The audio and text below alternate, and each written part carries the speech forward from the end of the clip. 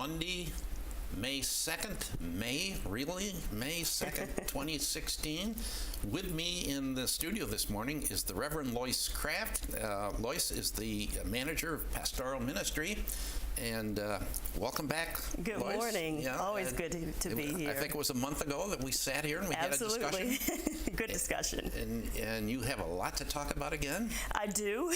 April was busy. May is busy. Very busy. Yes. And I'm delighted. I actually brought, this is a listing of all of the Pastoral Ministries activities for the year.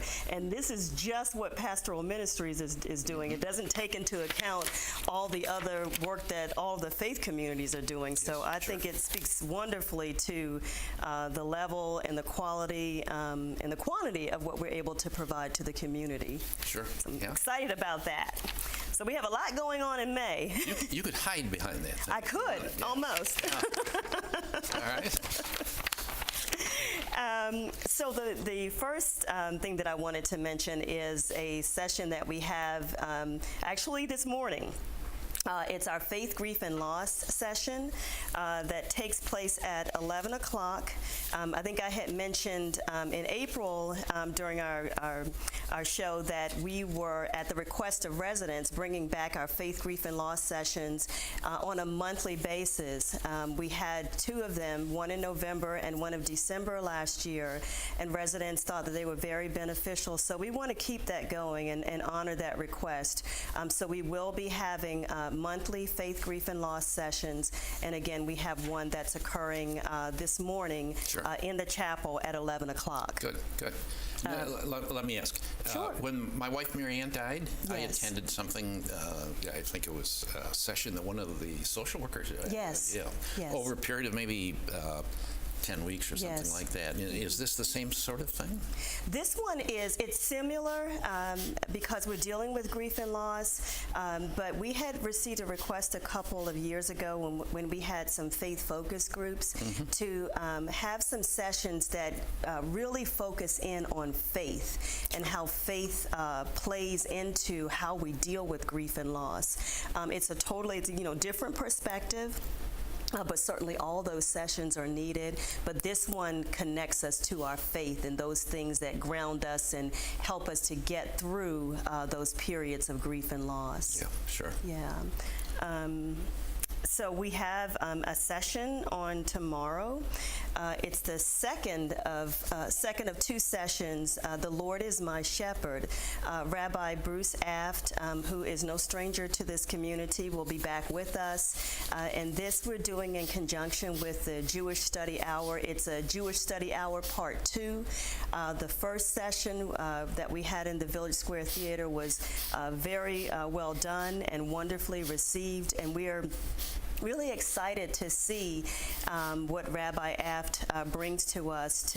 He's going to go line by line through the 23rd Psalm, and that is the Lord is my shepherd. Of course, is based on the book by Rabbi Harold Kushner, and certainly we're grateful for this collaboration to do this as a part of the Jewish Study Hour. And again, it's our Part 2 session, so we just invite people to come out to that session. I think it'll be well worth it. We did have 20 copies of The Lord is My Shepherd, and we have given all of those away. And we're glad to be able to provide that as a resource to the residents. Very, very good session, very practical information, very thoughtful information Rabbi Aft presented to us. And again, we're looking forward to that session on tomorrow.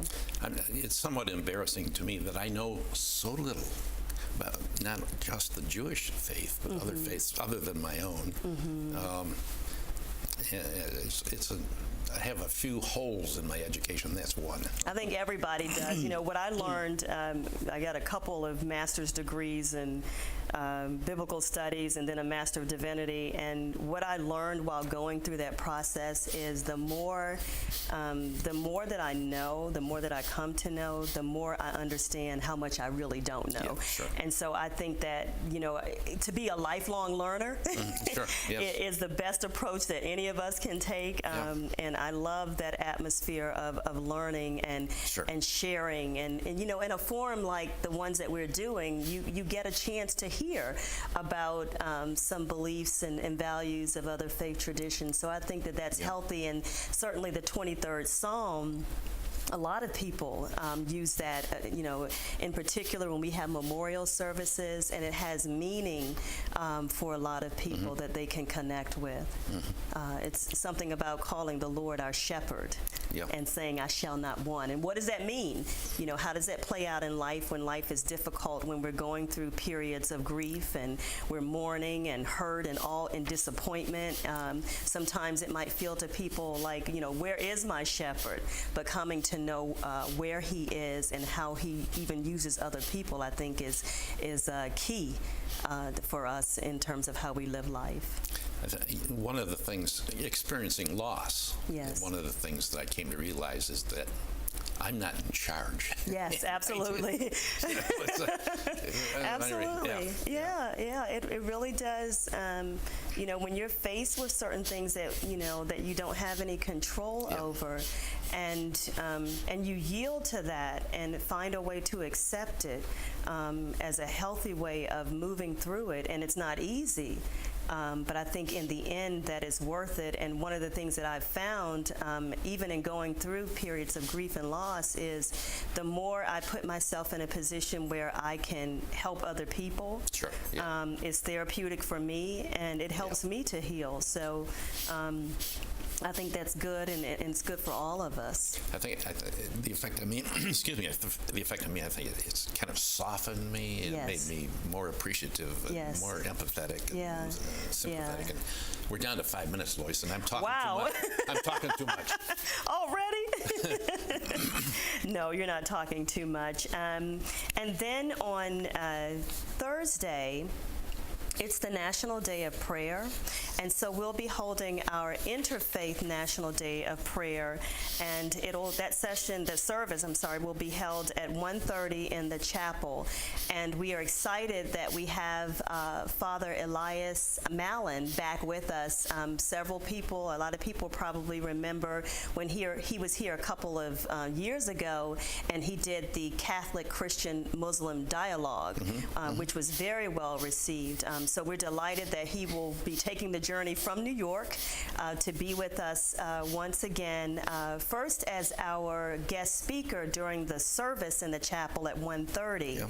And then also we're having right after that in Hunters Crossing, in the Hunters Crossing Conference Center, an open dialogue with Father Mallon. So people will be able to come in. We'll have some light refreshments. They'll be able to come in and just ask whatever questions they would like to ask him. And so we're looking forward to that, and we're trying to maximize his time with us this year. So really looking forward to the service with him, as well as the open dialogue. And this is Thursday, May 5. This is Thursday, May 5. Probably a graphic somewhere. Yes, at 1:30 service, and then 3 o'clock in Hunters Crossing Conference Center for the open dialogue. Good. And one more that I wanted to mention today is we're having, and flyers are, they're posted on all the bulletin boards, and the information is on the scroll. We're excited to welcome to the Green Spring community for the first time a man by the name of Emmanuel Ogebi.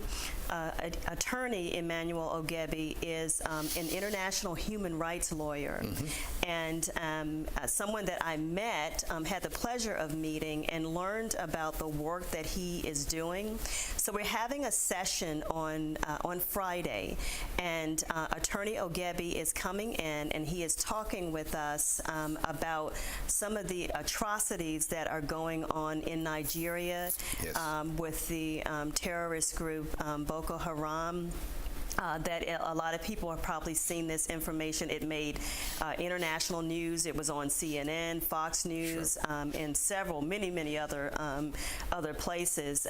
But the girls that were kidnapped a couple years ago, and he is doing a lot of work along with many others to try and help liberate those girls and then bring them to the United States and introduce them to our culture and our society. university, get them into school, because one of the main reasons why they were kidnapped is because of their desire to get an education. Yes, and yes. that group looks at them as, getting a Western education, and they don't want that. So, so we're really looking forward to having him be with us on Friday and share. And it's Friday at 1:30 p.m. and the session will be held in the Akatink room.